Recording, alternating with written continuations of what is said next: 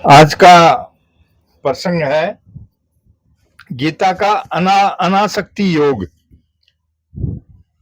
जब कन्या विवाह के बाद ससुराल जाती है तो वह रोती है। माता पिता से संबंध अलग होने पर उसको दुख होता है, पर वह ससुराल में जाकर रहने लग जाती है तो रहते रहते इतनी घुल मिल जाती है कि अपने पियर को भूल जाती है। जब वह दादी परदादी बन जाती है और पोते परपोते की स्त्री उद्दंडता करती है, तब वह कहती है कि इस पराई जाई पराए घर में जन्मी छोकरी ने मेरा घर बिगाड़ दिया। उसको यह याद ही नहीं रहता कि मैं भी पराई जाई हूँ। इसको आसक्ति कहते हैं। उसने घर को अपना मान लिया कि मैं तो यहाँ की हूँ, मैं माँ हूँ और ये मेरा बेटा है, मैं दादी हूँ और ये मेरा पोता है, मैं परदादी हूँ और यह मेरा परपोता है, आदि आदि आदि ये मेरे हैं। इसमें एक रस सुख मिलता है, यह रस ही भयंकर दुख देने वाला है। यह रस तो सदा रहेगा नहीं, पर दुख दे जाएगा। पक्षी उड़ जाएगा पर अंडा दे जाएगा। आसक्ति पूर्वक अपने सुख के लिए जोड़ा गया संबंध सदा नहीं रहेगा, मिट जाएगा। अगर सुख देने के लिए संबंध जोड़ें तो सदा के लिए सुखी हो जाएंगे। सेवा समिति वाले किसी मेले महोत्सव में सेवा करने के लिए जाते हैं तो लोगों के बिछुड़ने पर उनको रोना नहीं पड़ता, क्योंकि वे दूसरों को सुख देने के लिए वहां गए हैं, सुख लेने के लिए नहीं। परंतु जिस परिवार में हम रहते हैं उसमें दूसरों से सुख लेने की आशा रहती है, तो उनके बिछुड़ने पर रोना पड़ता है। किसी का बेटा मर जाए तो बड़ा दुख होता है, पर वास्तव में बेटे के मरने से दुख नहीं होता, परंतु तो उसको अपना मानने से दुख होता है। प्रतिदिन संसार में जो भी मरता है बेटा ही मरता है, क्योंकि मरने वाला किसी न किसी का बेटा ही है। पर मेरा बेटा मान लिया तो अब उसके मरने का दुख होगा। अतः संसार में अपनेपन का संबंध ही दुख देने वाला है। अगर केवल सेवा के लिए संबंध जोड़ा जाए तो दुख नहीं होगा। इसलिए कुटुंब में सबकी सेवा करने, सबको सुख पहुंचाने, सबको आराम देने का ही संबंध रखना चाहिए। ऐसा करने से आसक्ति मिट जाएगी। अगर 25 वर्ष का लड़का मर जाए तो बड़ा दुख होता है, पर वही लड़का अगर 19-20 वर्ष की अवस्था में बीमार हो जाए तथा वेद लोग कह दें कि इसके जीने की संभावना नहीं है और बीमारी भोगते हुए वह 25 वर्ष की अवस्था में मर जाए तो उतना दुख नहीं होगा। मतलब यह हुआ कि सुख की आशा कामना और भोग ही दुख है। अगर सुख की आशा कामना और भोग न करें तो दुख हो ही नहीं सकता। सबके सब दुख सुख की आशा कामना और भोग पर ही अवलंबित है। जो लेने के उद्देश्य से देता है वह वास्तव में लेता ही है, देता नहीं। जो 1 गुना दान सहस्त्र गुना पुण्य के भाव से 1 रुपये का दान करता है, उसका संबंध 1000 रुपयों के साथ जुड़ जाता है। अतः जो सुख लेने के उद्देश्य से स्त्री को सुख देता है, बच्चों का पालन पोषण करता है, बच्चों का विवाह करता है, उसको परिणाम में दुख पाना पड़ता है। जो सुख लेने के लिए किसी के साथ संबंध नहीं जोड़ता वह संसार में बड़े मौज से रहता है। वह जीता है तो आनंद से जीता है और मरता है तो आनंद से मरता है। परंतु लेने की इच्छा से संबंध जोड़ने वाला जीते हुए भी दुख पाता है और मरते हुए भी दुख पाता है। दूसरा चाहे छोटा हो, चाहे बड़ा हो, चाहे समान अवस्था वाला हो, सबको सुख पहुंचाना है। ऐसा करने से हमारा व्यवहार शुद्ध हो जाएगा, शांति मिलेगी, बिना चाहे आदर सत्कार बढ़ जाएगा। अतः आसक्ति के त्याग का उपाय है सेवा करना, सबको सुख पहुंचाना। किसी के साथ संबंध जोड़ना है तो उसको सुख पहुंचाने के लिए, उसका भला करने के लिए, उसका कल्याण करने के लिए, उसका आदर सत्कार करने के लिए, उसको आराम देने के लिए ही संबंध जोड़ना है। लेने के लिए संबंध जोड़ना है ही नहीं। इससे आसक्ति मिट जाएगी। एक राजा था, ध्यान देकर सुने। वह एक दिन शाम के वक्त अपने महल की छत पर घूम रहा था। साथ में 5-7 आदमी भी थे। महल के पीछे कुछ मकानों के खंडर थे। उन खंडरों में कभी कभी एक संत आकर ठहरा करते थे। राजा ने उन खंडरों की तरफ संकेत करते हुए अपने आदमियों से पूछा कि यहाँ एक संत आकर ठहरा करते थे ना। उन्होंने कहा कि हाँ महाराज, आया करते थे, पर कुछ वर्षों से उनको यहाँ आते देखा नहीं। राजा ने कहा कि वे बड़े विरक्त त्यागी संत थे, उनके दर्शन से बड़ी शांति मिलती थी। वे मिले तो उनसे कोई बात पूछें, उनका पता लगाओ। राजा के आदमियों ने उनका पता लगाया तो पता लगा कि वे शरीर छोड़ गए। आदमी की वह बड़ी भूल होती है कि जब कोई मौजूद होता है तब उससे लाभ लेते नहीं, और जब वह मर जाता है तब रोते हैं। राजा ने कहा कि अहो, हमसे बड़ी गलती हो गई कि हम उनसे लाभ नहीं ले सके। अब उनका कोई शिष्य हो तो उसको ले आओ, हम उससे मिलेंगे। राजपुरुषों ने खोज की तो एक साधु मिले। उनसे पूछा कि महाराज क्या आप उन संत को जानते हैं? वे बोले कि हाँ जानता हूँ, वे बड़े ऊंचे महात्मा थे। राजपुरुषों ने फिर पूछा कि क्या आप उन संत के शिष्य हैं? साधु ने कहा कि नहीं, वे किसी को शिष्य नहीं बनाते थे। हाँ, मैं उनके साथ में जरूर रहा हूँ। राजा के पास यह समाचार पहुंचा तो राजा ने उनको ही लाने की आज्ञा दी। राजा के आदमी उस साधु के पास गए और बोले कि महाराज, राजा ने आपको बुलाया है, हमारे साथ चलिए। वे बोले कि भाई मैंने क्या अपराध किया है? कारण कि राजा प्राय उसी को लाने की आज्ञा देते हैं जिसने कोई गलती की हो। राजपुरुषों ने कहा कि नहीं महाराज, आपको तो वे सत्संग के लिए, पारमार्थिक बातें पूछने के लिए बुलाते हैं, आप हमारे साथ पधारें। वे साधु अच्छा कहकर उनके साथ चल दिए। रास्ते में एक गली में जाकर बैठ गए। राजपुरुषों ने समझा कि वे लघु शंका करते होंगे। गली में एक कुतिया ने बच्चे दे रखे थे। साधु ने उनमें से एक बच्चे पिल्ले को उठा लिया और अपनी चादर के भीतर छिपाकर राजपुरुषों के साथ चल पड़े। राजाओं के यहाँ आसन कुर्सी का बड़ा महत्व होता है। किसको कौन सा आसन दिया जाए, किसको कितना आदर दिया जाए, किसको ऊंचा और किसको नीचा आसन दिया जाए, इसका विशेष ध्यान रखा जाता है। राजा ने साधु के बैठने के लिए गलीचा बिछा दिया और खुद भी उस पर बैठ गए, जिससे ऊंच नीच आसन का कोई विचार न रहे। बाबा जी ने बैठते ही अपने दोनों पैर राजा के सामने फैला दिए। राजा ने सोचा कि यह मूर्ख है, सभ्यता को जानता नहीं, कभी राज्यसभा में गया नहीं, इसलिए राजाओं के सामने कैसे बैठना चाहिए यह इसको आता नहीं। राजा ने पूछ लिया, पैर फैलाए कब से? बाबा जी बोले, हाथ सिकोड़े तब से। मतलब है कि कुछ लेने की इच्छा होती तो हम हाथ फैलाते और पैर सिकोड़ते, पर हमें लेना कुछ है ही नहीं, इसलिए हाथ सिकोड़ लिए और पैर फैला लिए। ऐसा कहकर बाबा जी के हाथ पैर ठीक कर लिए बाबा जी ने।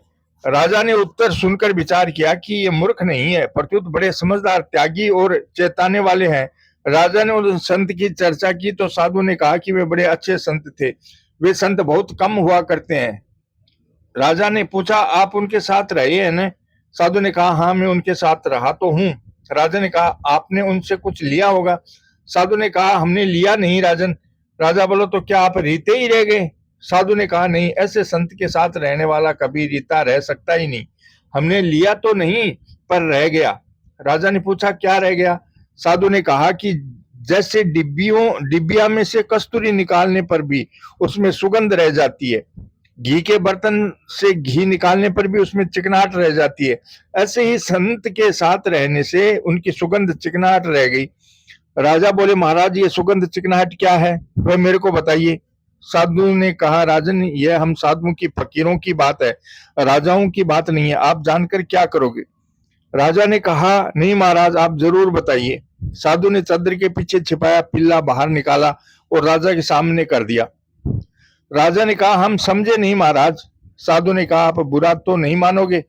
राजा ने कहा, अरे मैं तो पूछता ही हूँ, बुरा कैसे मानूंगा, आप सच्ची बात कह दें।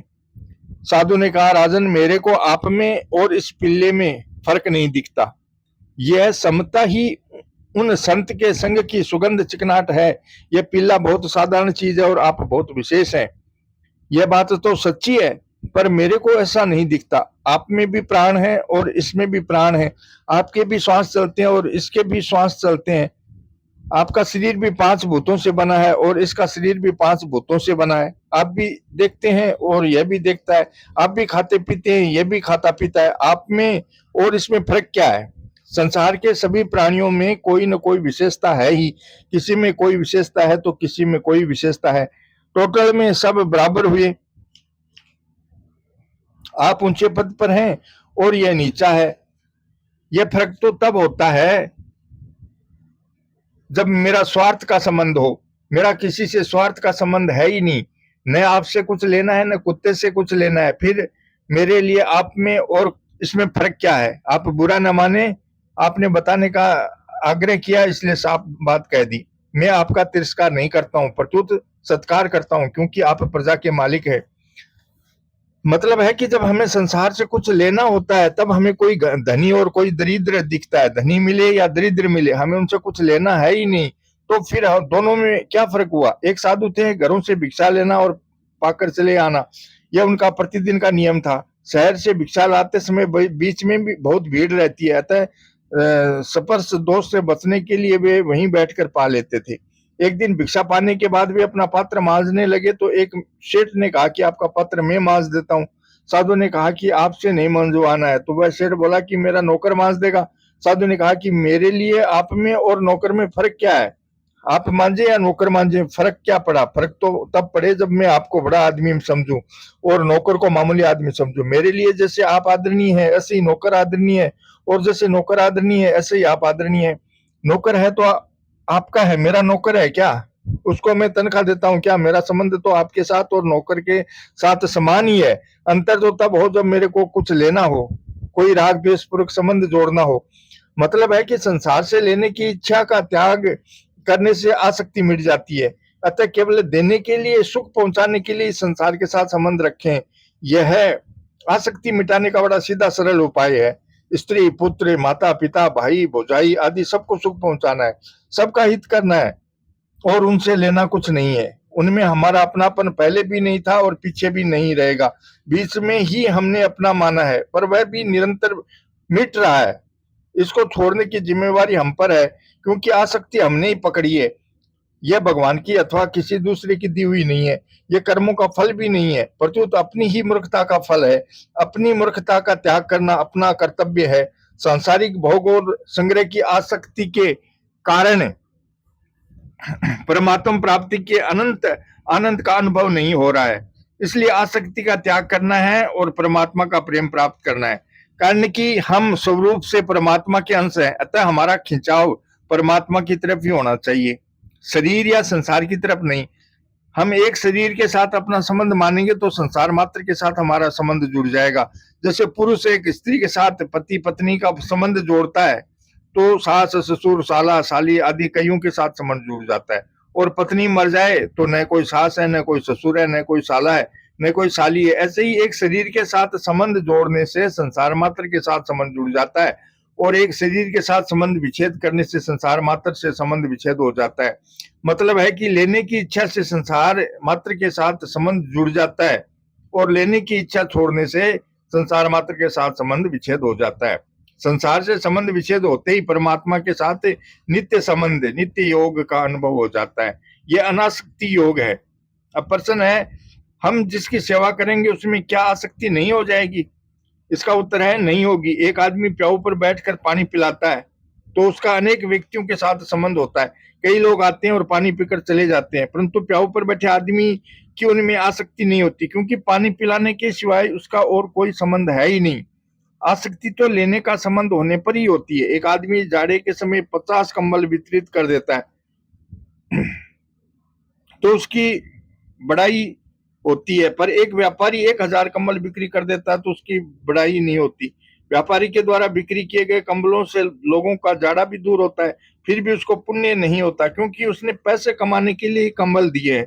लेने के लिए देना वास्तव में देना नहीं है, प्रत्युत लेना ही है। अतः आसक्ति वही होती है जहाँ लेने के लिए देना होता है अथवा लेने के लिए लेना होता है, अर्थात लेना मुख्य होता है। अतः देने के लिए ही लेना होना चाहिए और देने के लिए ही देना होना चाहिए। जैसे कोई ब्राह्मण श्राद्ध आदि में केवल यजमान के भलाई के लिए ही लेता है, तो वह देने के लिए ही लेता है। पहले उद्देश्य बनता है, फिर क्रिया होती है। हमारा उद्देश्य आसक्ति त्याग कर होना चाहिए। हमें आसक्ति त्याग के लिए लेना है और आसक्ति त्याग के लिए ही देना है। किसी से भी कोई आशा नहीं रखनी है। स्त्री रोटी बना कर दे तो खा ले, पर वह रोजाना रोटी बना कर दे ये आशा भी न रखें। आशा ही महान दुख देने वाली है। आशा ही परमम दुखम नैराश्यम परमम सुखम। दूसरों की सेवा अपनी शक्ति के अनुसार करनी है। हमारे पास जितना समय है, जितनी समझ है, जितनी सामर्थ्य है, जितनी सामग्री है, उतने से ही दूसरों की सेवा करनी है। इससे अधिक की हमारे पर जिम्मेवारी नहीं है, और दूसरे हमारे से आशा भी नहीं रखते। माल पर जगात और इनकम टैक्स लगता है। माल नहीं तो हो तो जगात किस बात की, इनकम नहीं तो टैक्स किस बात का। प्रश्न है, क्या सत्संग आदि में आसक्ति होना भी दोष है? इसका उत्तर है नहीं, क्योंकि यह आसक्ति नहीं है, प्रत्युत प्रेम है। कामना नहीं है, प्रत्युत आवश्यकता है। परंतु गाना बजाना बढ़िया हो, राग रागनी बढ़िया हो, खूब लच्छेदार व्याख्यान हो जो श्रोताओं को रुला दे अथवा हंसा दे, वह श्रोता की आसक्ति है। लोग हमें वक्ता समझे, हमारा मान आदर करें, किस वक्ता की आसक्ति है? मुक्ति के लिए, तत्व बोध के लिए, भगवत प्रेम के लिए, सत्संग आदि में रुचि तो वास्तव में हमारी आवश्यकता, भूख है जो दोषी नहीं है। सत्संग करना आसक्ति मिटाने के लिए है, जैसे कांटे से कांटा निकालना है, ऐसे ही सत्संग की आसक्ति रुचि से संसार की आसक्ति मिटती है। संग सर्वात्मना त्याज्य स चेतयुक्तम न शक्यते, स सद भी सह कर्तव्य सताम संगो ही भेष जमे। संग आसक्ति का सर्वथा त्याग करना चाहिए,